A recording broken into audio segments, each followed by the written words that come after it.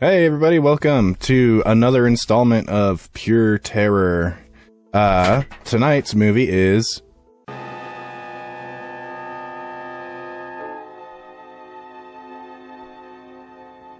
The Manster, is directed by George P. Breakston and Kenneth G. Crane. George P. Breakston also had some writing in it, but it stars Peter Dinley, Jane Hilton, Tetsu Nakamura, and Terry Zimmern. And this is Terry Zimmern's only movie, I think. I don't think she was in anything else. But basically, it is about an American journalist stationed in Japan is given a mysterious injection by a mad scientist, turning him into a murderous two-headed monster. And this one actually was a good movie. It was way better than The Amazing Transparent Man. So it starts with some ladies in a bathhouse. They get attacked, and then that's the title card. So they get attacked by this ape-like creature, and then it cuts to someone climbing up this mountain. Because there's no path up this mountain. There's no path. So they have to climb up the rugged mountain. And the doctor's there, and he asks where Genji is. And Tara says that he's in the basement. He came back, but they don't know what happened. I guess they might have heard that he attacks some people. So the doc goes down there, finds Genji after talking to Kimiko, and then he gasses Genji till he passes out. Then he throws him into I don't know, the only thing I can think of is like a biothermal pit or some kind of thing like that. I don't know. And then it cuts to someone else climbing up the mountain, and this is our main character, Larry Stanford. He is the journalist. He is climbing up the mountain to interview the doctor on his research, which is based on evolution, but more like cosmic ray mutation evolution. Are you familiar with the latest thinking about cosmic rays and evolution? Oh, vaguely. The rays come out of space, and every 1,000 years or so, they cause a mutation. Cause some animal to give birth to a slightly different species. Is that right? That'll do. He's trying to recreate it to make humanity better. So Larry's talking to the doctor, and the doctor starts asking him really personal questions, like medical background questions, if he's been sleeping around while he's been in Japan, and stuff like that. But he gives Larry a drink, which knocks him out. Like, he pretends it's like whiskey. He drinks it, who knocks him out, and then he injects him in the shoulder with the chemical. And so he wakes up. The doctor gives him his little bit of his research papers on mushrooms and plant that he experimented on, so he can make a report on it. So Larry leaves and goes back to his office to talk to his boss, Ian, and Ian tells Larry that the doc is just rich, eccentric, and kind of a crackpot, and that he should go to Hong Kong because there's a different story there that would be better than what Dr. Suzuki is going to be doing. Larry says, nah, he's going to go home because he hasn't seen his wife in a few years, I guess. I think it's been in like a couple of years. And then he gets a call from her. And he's like, yeah, I'm going to go to a party. The doctor invited me to this party, and I'm going to go hang out with him, and I'll be back in a few days. He goes to the party, and he just immediately starts going overboard, and I think it's because of the injection, but he gets wasted. He talks about smooching. Hey, Doc. Tell her it's an old American custom called smooch. And tell her she smooches good. Oh, I don't know. Now, I haven't finished yet. Tell her she smooches good. And tell her I like to give her some advanced lessons, I don't have to tell her anything, Larry. I think she understands you very well. Maybe, but let's find out. Which is a pretty funny scene. And then it kind of cuts to him walking into the office, and he's like, I've been here for 3 days doing this, and I've never felt more alive, and I'm going to keep doing this because I haven't had the opportunity to do it before. So he's going to go and just live it up like some college kid because he's never had the chance. So he tells Ian he's going to do some stuff he's never had the chance to do before he goes home, and that Dr. Suzuki invited him to go to a hot springs, so they're going to go there. When he gets there, he has a drink with the doctor, and the doctor says he's got some business to attend to, but he can hang out with Tara, his assistant, who is very beautiful. And then Larry's like, okay. Larry is very disappointed that there is a barrier in between the men's and the women's section of the bathhouse, the hot springs or whatever. But then he starts getting a shooting pain in his hand, and it like kind of turns into a claw. And then he like swims over to the edge and gets out. And then I don't know why it shows him approaching Tara from behind, and then it kind of just cuts. And then they spend the rest of their night dancing, and they're just having a good time. They do like 3 different dances. I can't even remember. Like the first one is just kind of like a normal dance. And then they're doing a traditional dance.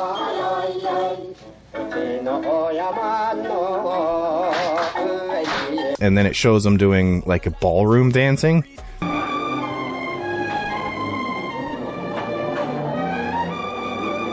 And then it cuts to Larry and Tara going back to his place, and he's just off his wasted. He asks if she can make a martini, and she doesn't know what that is. I don't know either, but Can you mix a martini? What is that? That's a musical martini. He says it. When they walk in the room, he finds Linda sitting there with Ian. Well, this is quite a surprise. I think I'd better go. I think you'd better stay. We've all got some things to talk about. Anybody mind if I fix myself a drink? And he gets immediately pissed and is just like, well, what the hell are you doing here? You're supposed to be home. And she's like, it's been a week or more. And she was concerned, so she just decided to come out. And Linda tells Larry that he has to decide if he wants to stay with her or be with his new lady friend, Tara. And he's like, oh, whatever. I'll just leave and hang out with her because I'm tired of you. I haven't seen you. You never came with me. So he leaves, and Linda tells him that I'll be here till midnight in case you change your mind, and we can work this out. And then they get to Tara's place, and Larry's like, oh, this is a nice looking place. And then goes up to smooch on Tara, and she's like, no. If I'm going to be with you, there can't be any other woman. So she sends him back to his hotel to talk to Linda to officially break things off with her. And then his hand transforms into like a monster hand. It's all hairy and brr.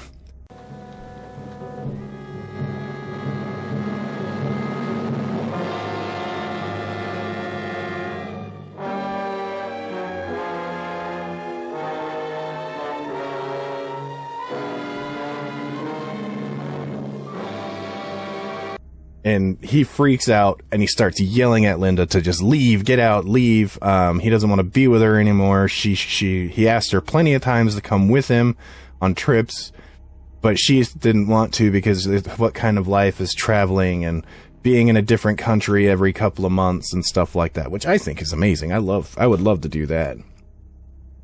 So he chases her off and she leaves, and he pulls his shirt down, and there's just like this splotch, like it looks like a patch of burned skin on his shoulder.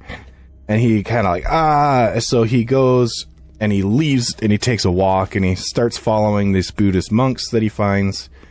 And he goes into a temple and sees one praying, and he goes up and tries to talk to the monk, but the monk doesn't understand him. So he kind of walks off again. Gets very aggressive, turns around, and then the scene cuts with the monk screaming. He died. He kills him. Yeah. Larry goes and he wakes up Tara, says that he broke things off with Linda, and he's playing with the prayer beads that the monk had, and she asks what they are, and he's like, oh, I don't know, they just, my God, I don't know where I got them. He can't really remember what happened with the whole monk thing. And then Ian's talking to Linda, and she decides she's going to stay for as long as it takes for him to, for Larry to come back to her, because she knows that this is not him. Yeah, this is not how he acts or anything like that. This is different. Something's wrong. And then Ian's like, well, do you want me to stay with you? And she's like, no, I'm good. I don't know where she's staying. Ian must have found a hotel or something for her.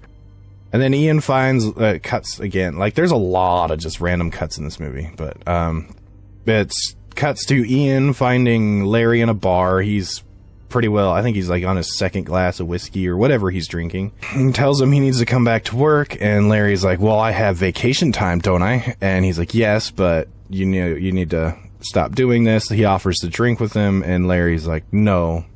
Ian sees the prayer beads, asks him what those are about, and he's like, eh. And then, well, I guess the more important thing is he sees his hand, but he's wearing like this weird flowery glove thing, and he's like, oh, what happened to your hand? He's like, oh, I burned it. And he hides it in his coat. He hides it in his coat like a lot throughout the movie. Like he just he's really aggressive like after the injection and after all the drinks and stuff. So he's like yelling at Ian like every time he's talking to him. Ian eventually decides to leave, and then it cuts to Larry walking down the street. And he's just kind of walking. Then he sees a lady walking towards him. He decides to hide around a corner, and then he jumps out and attacks her. And then it shows him walking down the street again, and there's another lady walking towards him, and he's just like, and he grabs her, and he's just like, on her back, and she screams, and yeah, so he kills two ladies on his just walking. So then it's at the lab, the doc is talking to Tara, and she's reluctant about doing all of this stuff. She wants to stop. She tells him he shouldn't have done any of it, and he's like, oh, you're falling in love, and she's like, no, I don't have any feelings anymore. I can't love anybody. Which is obviously wrong, because she does kind of love Larry. We find out that Emiko, she's one of the other experiments in the basement. She's actually locked up, was actually the doctor's wife, and she volunteered to get injected first. He didn't want to do it. And then after she changed and it went wrong and whatever, Genji stepped up and he volunteered. And Genji is the doctor's brother, Dr. Suzuki's brother. And he tells him no because it's dangerous and all this, but he does it anyways. But the doc thinks that Larry is different and that he can split the two in half, the new one and the old one. So then Ian shows up at Larry's house, but he brings a psychiatrist with him, a local psychiatrist, to talk to him because he's not acting like himself. Something is wrong and he needs to talk to somebody. And Larry, like he does, just freaks out, yells at both of them, tells them to leave. Nothing's wrong. And then after they leave, he pulls his shirt down again and there's an eyeball.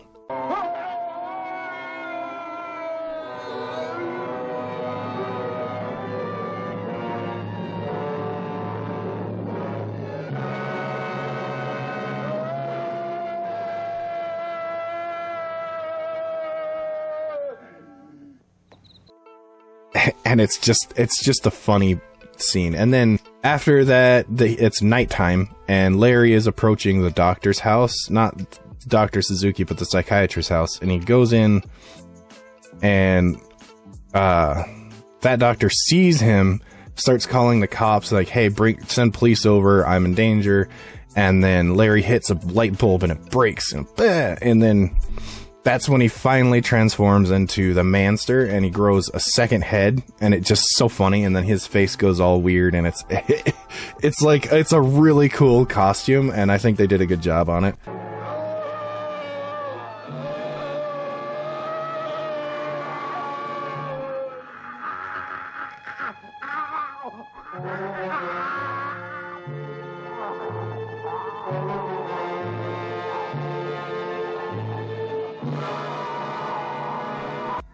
And he attacks and kills the doctor who watched him transform, and then he runs away when the cops get there. And then from this point on, it's pretty much just a chase scene.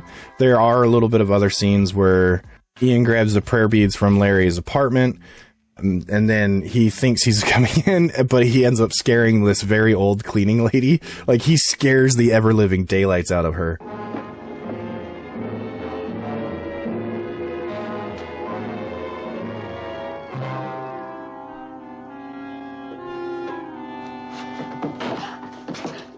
You must be the cleaning woman. Come inside. Dozo. And then he just, oh no, I'm sorry. So the police hold a press conference. So during the press conference, the superintendent doesn't really have anything to say other than they stepped up patrols. Ian talks to him afterwards, give him the prayer beads, and says that, hey, I think it's Larry. The superintendent's like, well, I don't think we have enough evidence to say that. And then, meanwhile, Larry is sneaking through a graveyard. It looked kind of like a graveyard, and the police start following him because he knocks one out. So they're chasing him through the graveyard, and then they just hear a bell ringing, and they see just the body slumped over the gong part, hitting the bell. The superintendent gets a call. Oh, there was another murder, and this time it was one of my men. But they agree to go to Larry's apartment, but Linda gets there first, and Larry attacks her and runs away. But Larry doesn't kill Linda, he just attacks her. I think he just knocks her out. And then he leaves, the cops show up, find her, and they start chasing him some more. He ends up killing another police officer. He goes to Tara's house, can't find her there, so he leaves. The police show up to Tara's house, and they're just like, oh, we lost a trail, but then he gets a phone call on Tara's phone. I don't know how they know that he's there, saying he's in the shipyards. They chase him through the shipyards. He throws a police officer off the crane.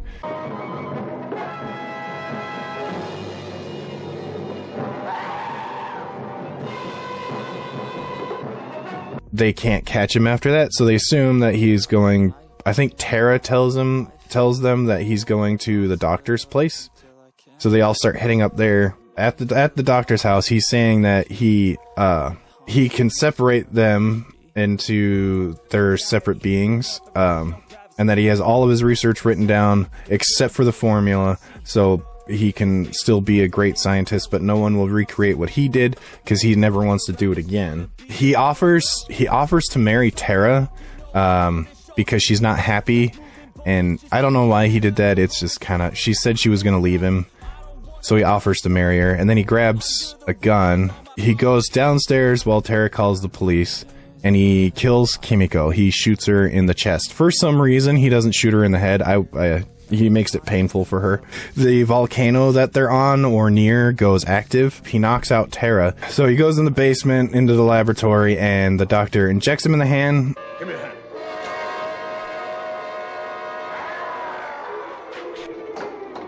And then turns on the gas again because he's going to try to split him apart. And I guess they need heat for that, but he wants to knock him out and do it. It doesn't really work. He knocks the doc out. He grabs Tara and starts climbing to the top of the mountain. And this whole time, the cops are like right behind them. And after they get to the top, the split happens, and they do it behind a tree. And it's a pretty cool little effect they did where the tree covers it, and it's just two guys leaving a costume. It's great.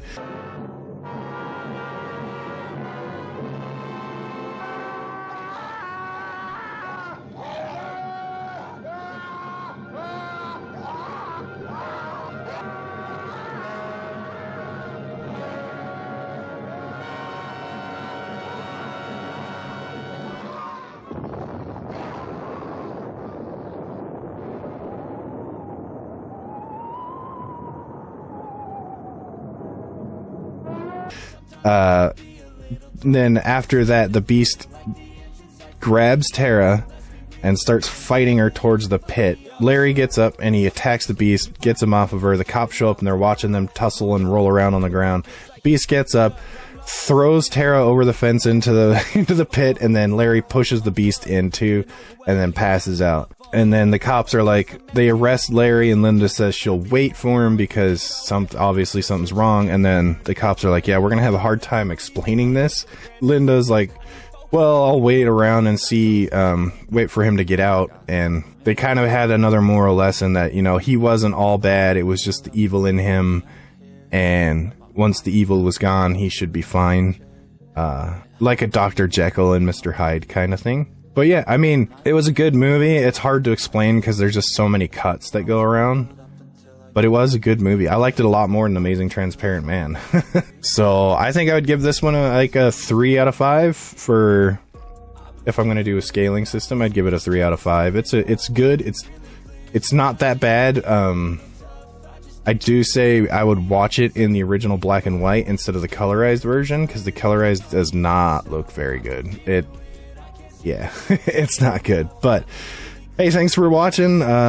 Give this movie a try if you want and get the actual movie or whatever, and I'll see you next time. I don't know what movie I'm going to watch next, but yeah, I'll see you next time. Bye. Who really did all these things? It wasn't Larry. It couldn't have been Larry. It must have been something, someone else. Why did it have to happen? Why? I don't know, Linda. He was an average sort of guy, the image of us all. How can I say this? There was good in Larry and there was evil. The evil part broke through, took hold. Call it an accident or call it a warning. A warning? I'm a reporter, not a mystic, Linda. But there are things beyond us, things perhaps we're not meant to understand. If what's happened has made this all clear, well then, perhaps it makes sense after all. Have faith, Linda. Have faith in the good that's still in Larry and in all men.